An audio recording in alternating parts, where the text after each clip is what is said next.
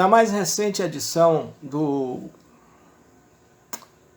Boletim Pasco Bexiga, eu encontrei uma nota sobre o surrealismo que eu gostaria aqui de reproduzir. Já a começar pelo título, ela me despertou muita atenção. O surrealismo segundo Doc Floyd, rapidamente. Ao ser indagada sobre qual a melhor definição do surrealismo, a bióloga Lavínia Petronauta o equiparou a uma pérola estrábica que olha em 1000 direções, e prosseguiu. Era preciso iluminar os ângulos porosos da realidade, e o movimento até que encharcou alguns deles de uma luz líquida que para muitos foi a provocadora da maior confusão possível. Havia nitidamente a urgência em mudar os cantos de cisne da realidade. Porém, o surrealismo quis fazê-lo seguindo a receita de seu Papa Negro, inventor do ritmo sem música. Mesmo aqueles artistas que alcançaram a maior sintonia com o público logo foram descartados pelo janelão escancarado da promenade. A realidade então foi escoando como o capítulo mal escrito de uma novela, cuja entrada no café também estava barrada. Os sonhos mantinham sua ladainha irreverente, bimbalhando os traumas pescados e catalogados por Freud.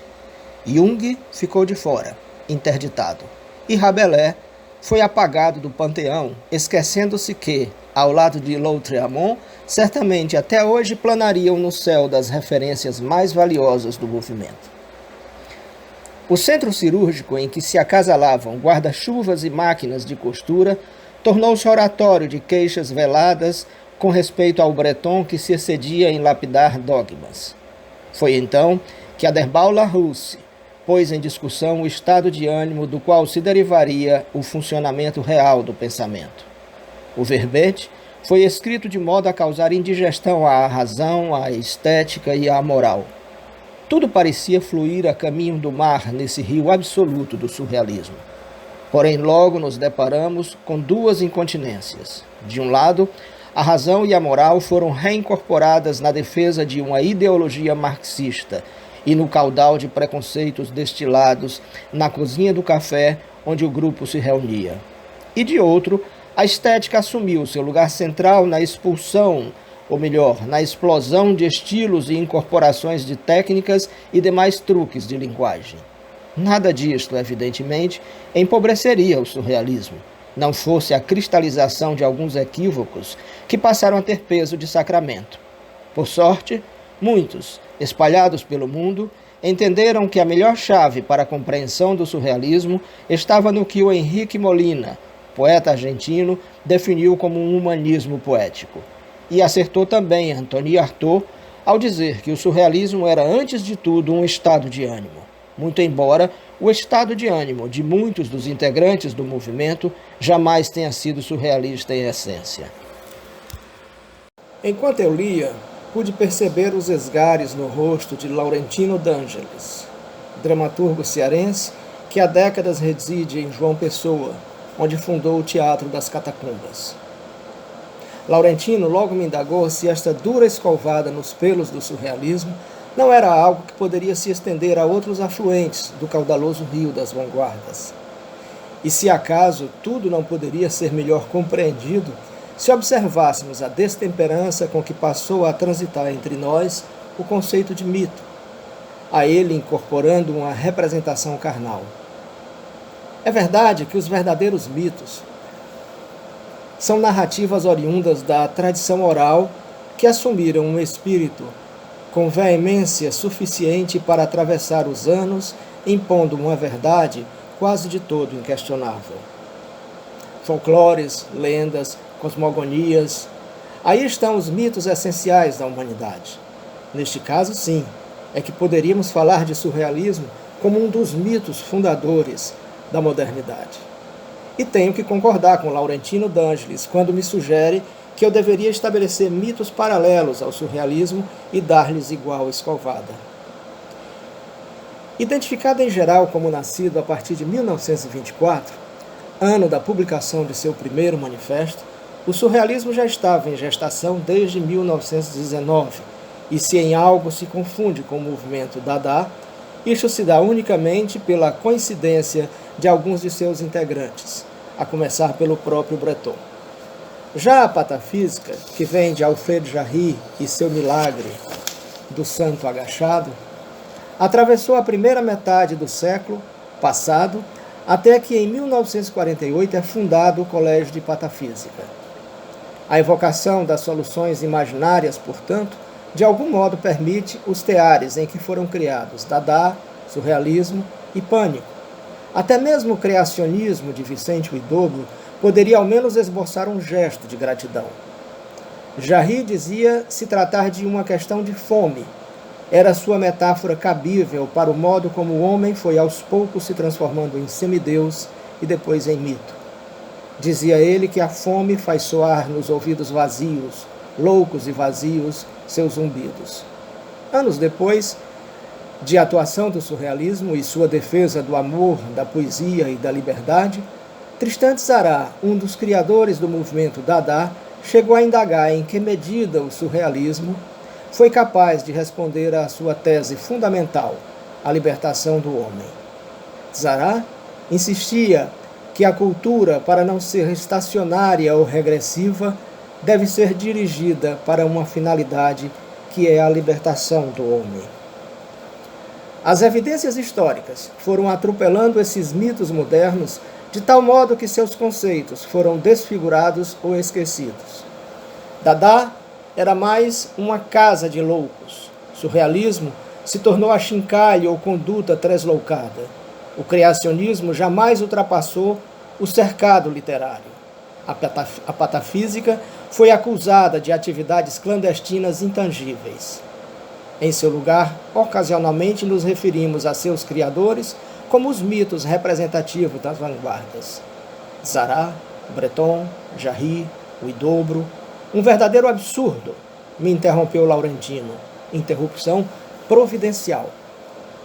Porque nos deu um tombo e juntos caímos no proscênio do teatro moderno.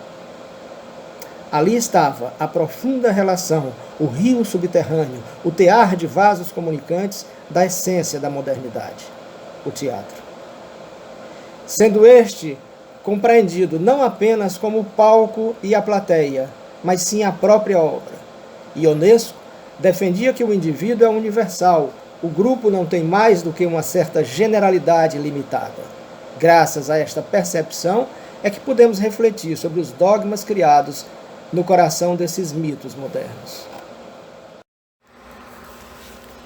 O criador do teatro do absurdo também chamou a atenção para o fato de que as ideologias são geralmente álibis e dissimulam voluntariamente coisa bem diferente da que elas proclamam. De que modo isto ocorreu ou não com as nossas referências culturais é algo que ainda estamos avaliando. Laurentino não chega propriamente a me contradizer, porém indaga com veemência pelo teatro. Ora, o teatro foi a fiação mais sólida que reuniu todos esses movimentos. Se Breton não tinha apreço pelo teatro, isso não impediu que Artaud se destacasse como um dos nomes centrais do surrealismo e do teatro contemporâneo. Outro nome que se tornou imperativo, o espanhol Fernando Arrabal, integrou o grupo surrealista, antes de se afastar para criar seu próprio movimento, Pânico, juntamente com Alejandro Jodorowsky e Roland Topor. Arrabal sempre foi um pródigo companheiro de lutas de seus pares. Ao jogar xadrez com Tristan Tzara, ou tamborilar sobre o dorso do acaso, foi mesclando as seivas da ciência, da filosofia, da poesia, do caos e da confusão.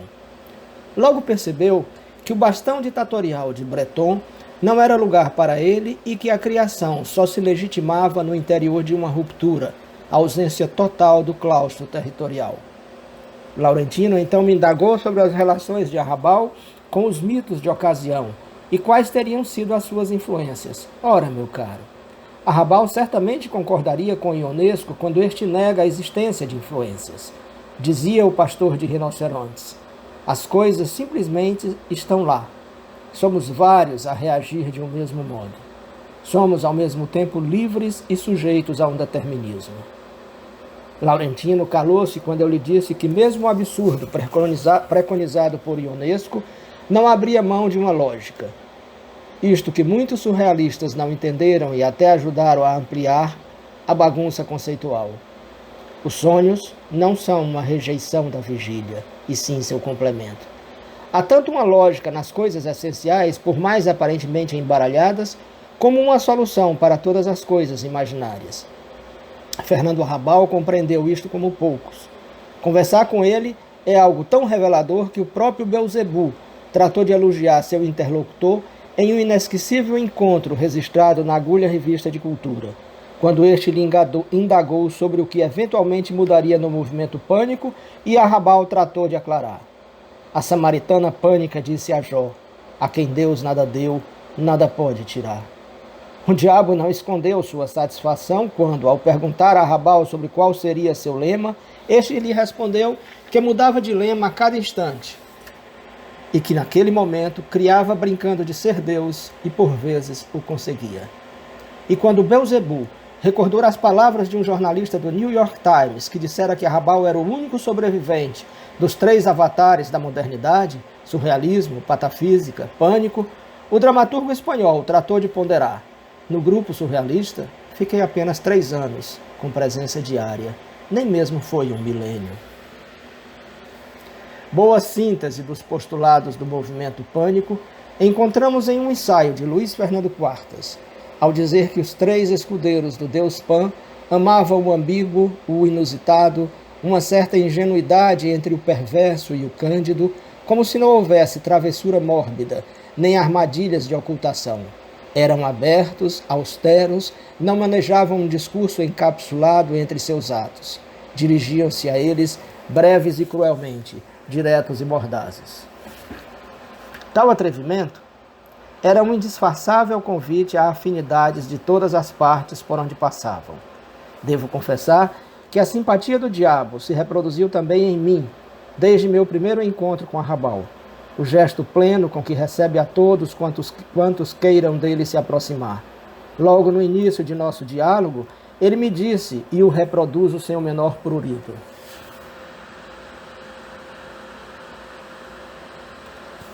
tenho imerecida sorte de que você e sua prestigiosa revista se interessem por mim.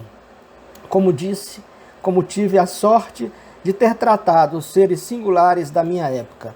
Foi tão fácil conhecê-los, tão acessível e natural para falar com eles sobre o essencial, e tive a sorte de todos eles me darem a honra, em uma ocasião sempre imprevisível, quando deixaram de se proteger com suas habituais guardas e proteções, de me dar a felicidade espiritual e intelectual de ouvi-los expor e se expor. Eu diria que tenho uma amante apaixonada que está sempre à minha espera e que nunca faz nada sistematicamente, e que tenta me mostrar que só se pode crescer com o suor do silêncio ou do repúdio, como se aquela amante fosse um tatu com 12 cintos apertados. Este é um modo belo de abraçar uma conversa. A partir daí, falamos de seus dias surrealistas, das montagens de suas obras, em especial o trabalho de Victor Garcia, da deslumbrante ineficácia e insólita atualidade da poesia, das inesgotáveis formas de maniqueísmo que caracterizam a espécie humana e a transcendência do pânico. Laurentino estava quieto há muito tempo, certamente procurando uma brecha por onde atear alguma queimada. Estava ali, justo quando falei em transcendência, e bradou que a única proeminência que restava ao homem era a de sua maldade incondicional, que a arte não podia mais salvar o mundo, isto se algum dia o fez, simplesmente porque não havia mais o que ser salvo. E indagou se a criação de um teatro da maldade acaso não seria uma última tentativa de varrer do palco a crueldade do mundo. Defendia combativamente que o teatro, como a verdadeira mãe do cinema, deveria agora desempenhar o papel da madrasta horripilante de tanta anarquia de boutique, de tanta fraude narrativa que tomou conta de nosso tempo. Pensei em indagar isto a Fernando Arrabal, em nosso segundo encontro. Mas logo me veio à mente o Dr. Faustrol, quando este me disse que a ideia de verdade é a mais imaginária de todas as soluções. Ao caminhar com Arrabal, preferi abordar um tema que poderia significar melhor combustível para combater o armário de fundo falso de todas as crises. Algo que me preocupa na alteridade criativa é se as vozes que incorporamos são diferentes daquilo que somos ou a soma de tudo o que carregamos dentro. São elas a nossa percepção da realidade ou a realidade múltipla de nos reconhecermos no nosso ser? Você pensa sobre isso quando está tecendo seus personagens? Arrabal então me respondeu. O próprio Heisenberg não tinha certeza do que o princípio da incerteza estava totalmente em conformidade com o teorema da incompletude de Gödel.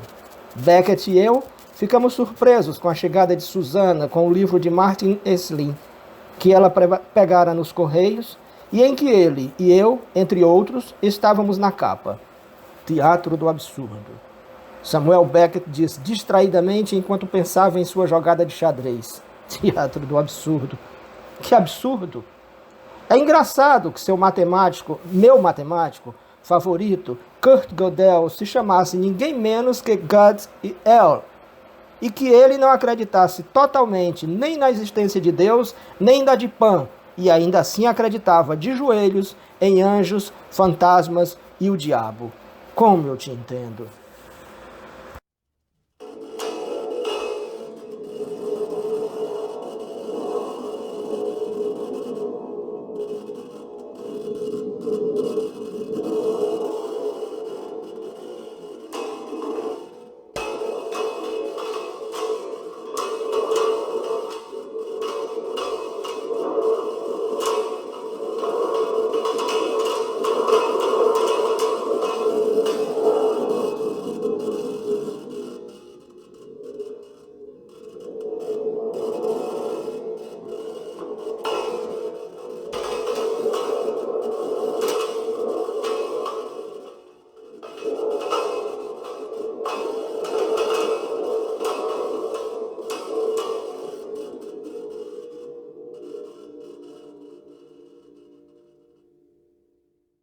Ali estávamos, imersos, uma vez mais, na necessária dilatação de uma extravagância.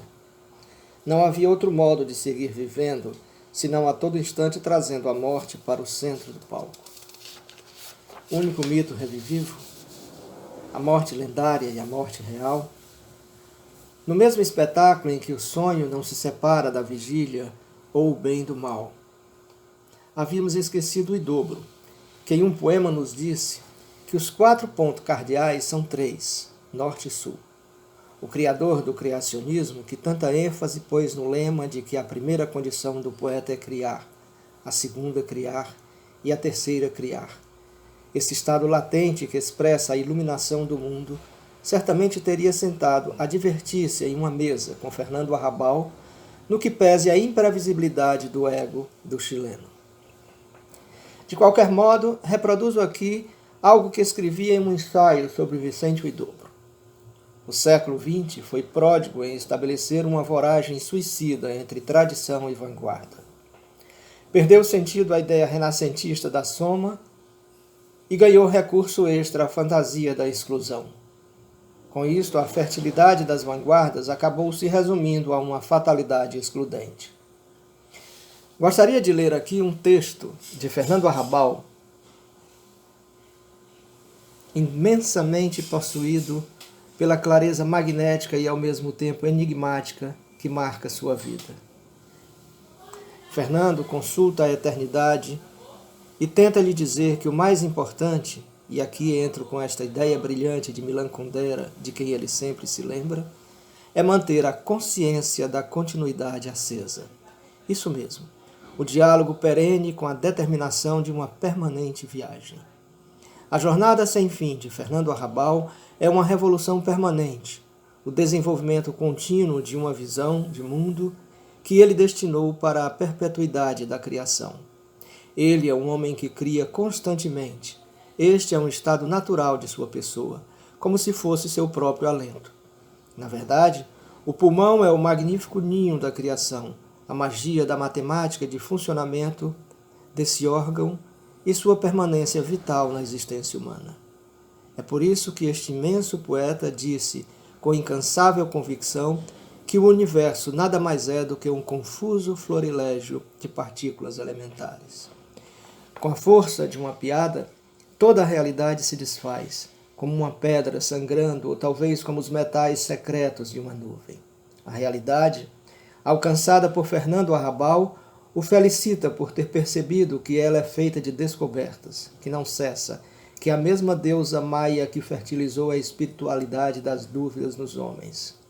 Uma das razões da grandeza da obra de Fernando Arrabal reside na multiplicidade transbordante de seus sentidos, que tem buscado as artes visuais nos argumentos, o som dos silêncios dançantes, o sabor das mil fomes que nos mantêm vivos. Arrabal e seus personagens banhados nas águas do paradoxo. Arrabal e suas colagens satíricas. Arrabal e seus óculos com olhos infinitos. Arrabal e suas entrevistas carregadas de força devastadora. São os fios de sua imaginação, a flutuação de suas verdades inspiradas e que se sabe não são permanentes. Portanto, tempero esta nossa conversa com as vozes decifradas na voz de Fernando Arrabal, sua múltipla maneira de dizer o quanto ama a vida. O texto, de 1997, se chama Beber em Caveiras. Quando escrevo, meu corpo desliza como uma gaivota que sobe na brisa e treme de prazer, ou de susto. Durante a respiração, imagino um deus com os deuses do Olimpo e um prisioneiro aterrorizado em seu calabouço das trevas. Quando a beleza ou o horror são as últimas expressões da verdade, as aventuras iconoclastas me seduzem. Mesmo que a vida passe diante de mim como um riacho em uma noite sombria e sem nuvens. Meu corpo me oprime. Eu ficaria feliz em despejá-lo em um depósito de esterco, e ainda assim escrevo sobre os ditames de sua miséria e seu frenesi animal. Mas também ouvindo minhas memórias, minha angústia, minha esperança louca e minha desesperança sã. Se a minha existência fosse tão bela quanto supérflua, o teatro seria um testemunho espetacular da desgraça do ser humano e da graça das coisas. No século de Péricles, o autor, para representar a realidade da tragédia humana, não agiu como Parrásios. O pintor grego torturou seus escravos até a morte para usá-los como modelos da realidade da agonia. 24 séculos depois, Bourguignon construiu um carrossel em seu jardim para pintar o movimento real de seus cavalos. Como se substância e forma, espírito e ilusão estivessem teatralmente unidos para formar uma única entidade. O culto aos mortos, no mundo latino, criou as imagos, moldes de cera ou argila feitos por escultores para reproduzir as cabeças dos desaparecidos. Eles o usavam, trancados em armários, como fonte de inspiração. Outra foi a fonte de inspiração de Pirandello. O autor conta que uma mulher em luto severo o visitou e o inspirou quando ele escreveu teatro, fantasia. Outra mulher vem me ver vestida com as cores da ciência, da filosofia, da rebeldia, do humor, do sofrimento, do amor. É a imaginação, a arte de combinar memórias. Woolf está certo quando diz que o anticonformismo encheu o poço de sua vida de alegria. No entanto, com que espanto e descontentamento ouço e ouvimos as palavras provocação e escândalo infligidas ao nosso teatro. O mesmo espanto sentido pelos mais velhos. Beckett, Zará, Breton, Mishima, Adamov, Terayama, Ionesco. Todos nós nos sentamos no teatro de joelhos, engolfados pelo mesmo desejo e pelo mesmo medo. Mas quão indecente e demagógico seria se eu aceitasse o título honroso que o Woolf me dá, precisamente como um dramaturgo perseguido. Minhas peças, logo depois de escrevê-las, são editadas e ensinadas aqui e ali, sem exceção, além das conhecidas. Até 1975, o poder cultural, como Calaferte o chamou, era tão tocante e pedestre. Ele usou e abusou das duas palavras, provocação e escândalo. Era um álibi, tão curto, para vetar ou acabar. Hoje, outros poderes menos rudes usam, para surpresa dos cândidos, as mesmas palavras. Com que fantasmagoria penetra a quimera na voracidade da intolerância? A palavra grega escândalo significa armadilha na qual se cai. Nenhuma linha, obviamente, eu escrevi ou escrevo com tão pouca intenção. A inspiração é um buraco negro preso no espaço, e também a seiva que sobe dos pés ao topo da sequoia. Mas o autor não vive apenas de inspiração. Há 30 anos, Vicente Aleixandre percebeu que o conhecimento com que se contribui está tingido de uma luz moral que está na própria questão da arte de cada um. Às vezes, os poderes e suas instituições recebem meu teatro como socos no estômago. Mas a zebra do Zaire morre com suas listras e a borboleta Vanessa com suas pintas. Não me sinto capaz de mudar, de me aprimorar. Eu nem propus. Aristóteles e Platão, Confúcio e Buda já compartilharam a evidência salomônica de que não há nada de novo sob as estrelas. Em meio às trevas, creio vislumbrar, porém, um renascimento filosófico, poético, científico e teatral. É uma miragem? A mecânica quântica, a matemática fractal, a teoria dos motivos, a biologia molecular ou o teatro de hoje propõem um conceito formidável do universo. Formidável em todos os sentidos da palavra. Incrível, muito grande, extraordinário. Mas também, como indica a raiz latina da palavra, formidabilis, muito assustador, causando medo. Minhas peças me assustam a alterar o princípio de causalidade. Elas me fazem sua própria criação, como no Damasco o caroço gera vida. Meu teatro é o reflexo das vicissitudes do minúsculo grupo que me rodeia e da história da humanidade. Eu só posso beber em caveiras, mas toda vez que começo um trabalho, volto para a terra virgem e para o momento maravilhoso da primeira vez.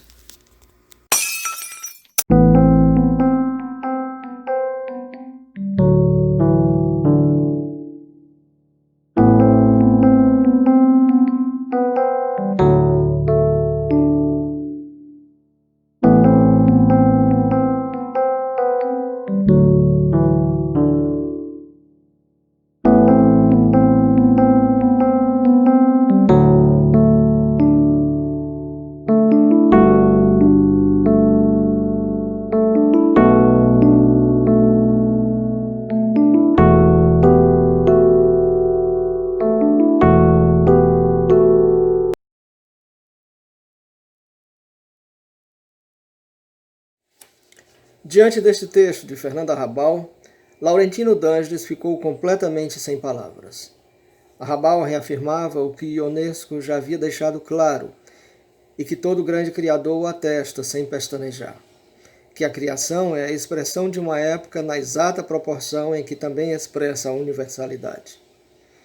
Mas também aí havia um paradoxo, apontado por Ionesco. O indivíduo é universal, o grupo não tem mais do que uma certa generalidade limitada. De volta à intransigente defesa de Vicente Huidobro, criar e criar e criar, sempre, a despeito de qualquer truque do indivíduo ou da universalidade. Por isso toda criação é real, por mais que mergulhe no êxtase do inconsciente, ela expressa uma realidade que é ao mesmo tempo verdadeira e falsa. Sonho e desejo, fantasia e memória são todos estes elementos, modos como a realidade se movimenta dentro de nós. Recorro uma vez mais a Ionesco.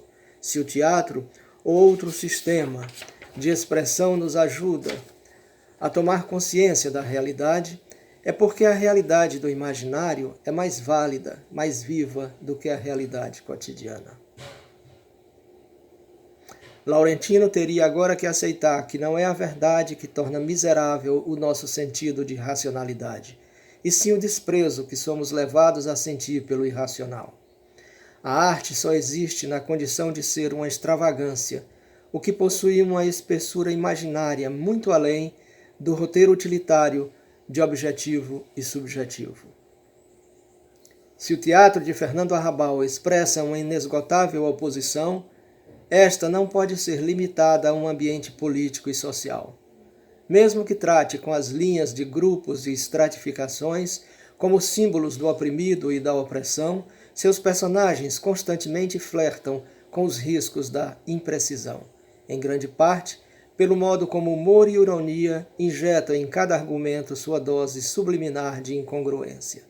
Este exercício desconcertante de um refinado sarcasmo faz com que Arrabal se aproprie das linhas mais tensas e poéticas dos movimentos por ele de algum modo frequentado, uns mais, outros menos. Patafísica, Dada, surrealismo, pânico, absurdo, uma química eclética que rejeita quaisquer etiquetas.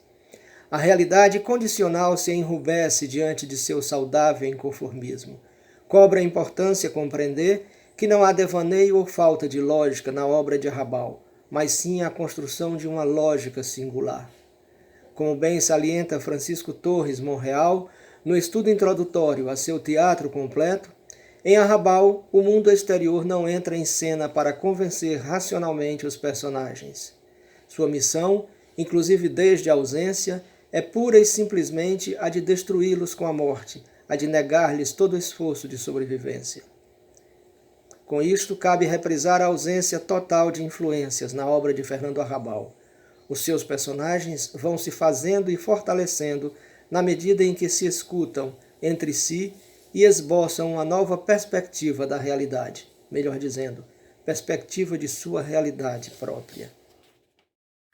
Sim, eu compreendo muito bem essa voragem de intenções que testemunha o nascimento em plena cena dos personagens desse teatro, insiste Laurentino, calmamente. Mas não convém, meu caro, tomar essa trilha como sendo a única. Se os personagens em Arrabal podem ser identificados por sua aparente fragilidade racional, seu quase nenhum apego à realidade, isso se dá como um jogo em que o cotidiano, em sua versão mais destemperada, mais inverossímil, constitui a força motriz de recuperação do ser.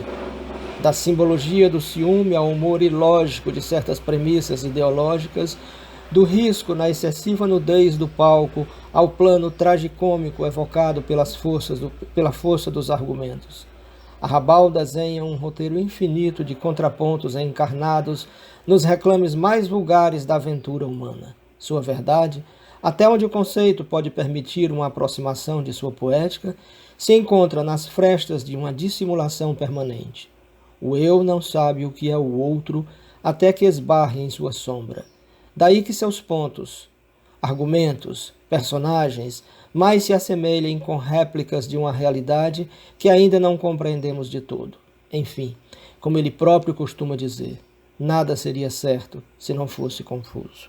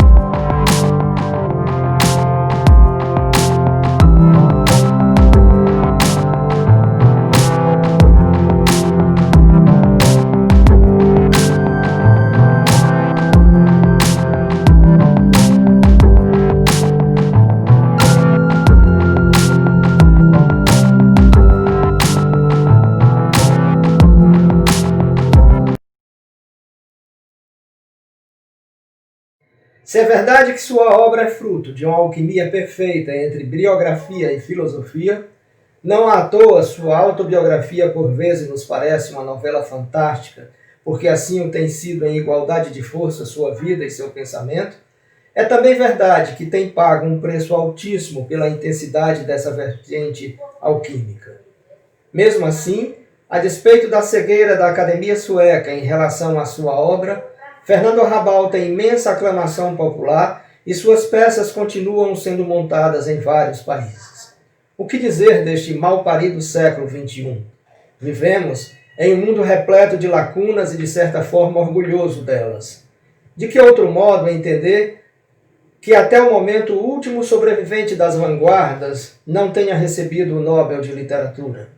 Mais do que apenas a obra, a grandeza de Fernando Arrabal radica em haver tornado realidade aquele fulgor imaginado pelo surrealismo, onde vida e obra se fundem ao ponto de ser uma só coisa, graças à qual é possível alcançar tudo.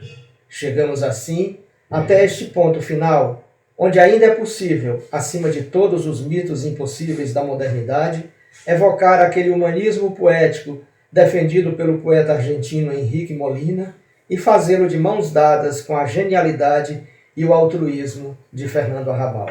Abraças.